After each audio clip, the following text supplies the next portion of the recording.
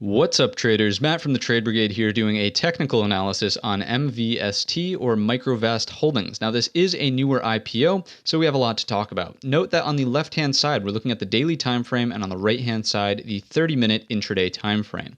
On the daily, let's start off with the obvious here. Obviously have moved lower since the IPO. Now, what was the IPO print? Right around 9.95. So that's worth noting. The IPO high was up here at 10.01. Let's just call it 10 the whole dollar. And of course, the low of that initial drive there was all the way down to $8.64. So whenever you're dealing with a newer IPO, it's generally a good idea to map out those areas from the first day of trading. That, whenever newer investors are going to hop in, that's sort of typically, areas of importance to them, right? If we trade back up through that opening print, that high essentially of MVST, I could imagine more people being optimistic about this and potentially piling on as well. So that could be a long catalyst to the upside. From the daily after that, not really learning a whole lot. I would say that there's pretty critical support close to this $8 mark. We'll flip over to this 30-minute time frame chart now to talk about more nuance. You can see that this drive higher here into Friday was met with a little bit of pullback, and what we typically like to do here is just throw on our Fibonacci's from the low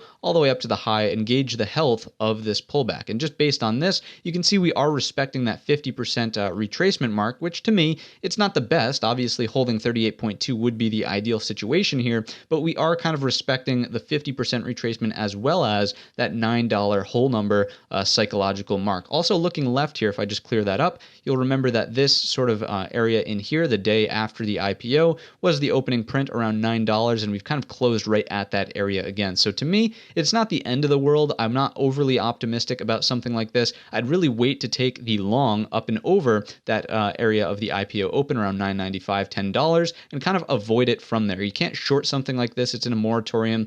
Newer IPOs just, can't be shorted. There are also no options listed on this, so there's no way to buy puts or benefit from any downside. So for me, maybe looking for a long on a pullback back into this 864 if it does want to go a little bit lower, but would really like to see it respect 9 and then go long on the break of 10. So for me, that's going to do it on a newer IPO. Generally not a whole lot of price structure here to talk about. I do like the fact that on the green day, the higher day, we did see an increase in volume. So to me, that is noteworthy as well. Really going to keep an eye on this one for that $10 whole number.